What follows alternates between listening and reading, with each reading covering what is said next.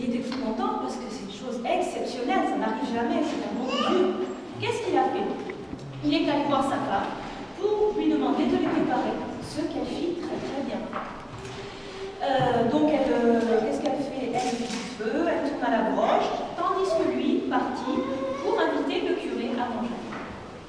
Mais il tarde à revenir, et les perdrix se trouvent prêtes. La dame pince un peu de peau cuite qui reste à ses doigts et... Pour moi, comme elle était, elle s'en régale. Puisqu'elle a l'occasion, elle cède à la satisfaction de ses désirs. Elle se jette alors sur une des perdrix et en mange les deux ailes.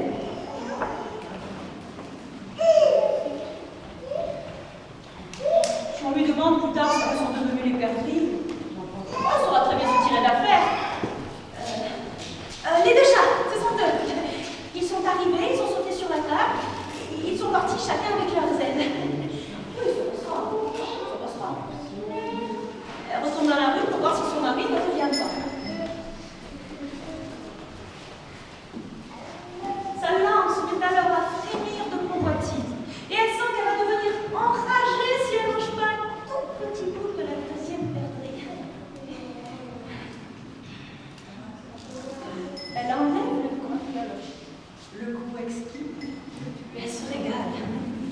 Il lui paraît si bon que...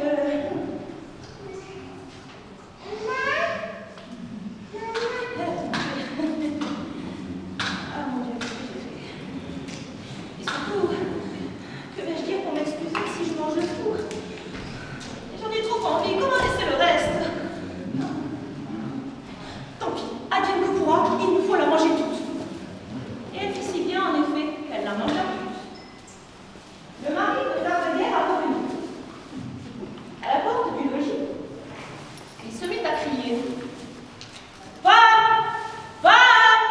Les perdrix sont-elles cuites?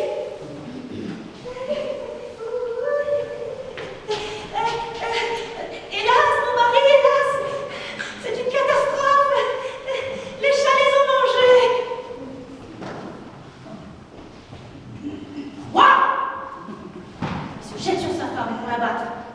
Un peu plus, il arrache les yeux. C'est pour rire, c'est pour rire, c'est pour rire. Mais sortissez, démons. Je les ai couvertes pour les garder au chaud, dans la pièce à côté. Ils n'auraient pas aimé les manger froides, je suppose.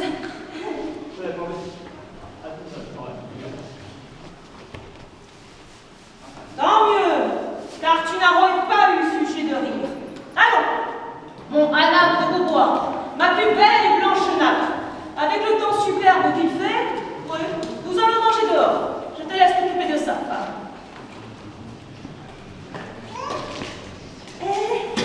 Oui, c'est bon, mais... prends ton couteau et va l'aiguiser sur la pierre de la cour, derrière. Il en a très besoin, hein. Si, je t'assure. Et donc, le vilain sort à l'arrière de la maison pour aiguiser son couteau. Arrive le curé qui s'en vient manger avec eux.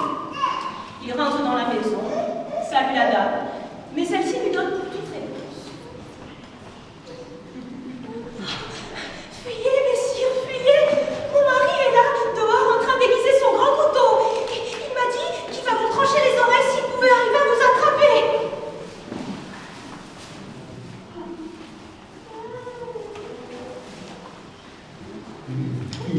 Mais comment dites-vous là? Nous devons manger ensemble deux perdrix que votre mari a pris ce matin. Oui, c'est vrai, mais c'est ce qu'il vous a dit, mais il y a ici ni oiseau ni perdrix que vous pourriez manger. Et regardez-le, vous dis-je,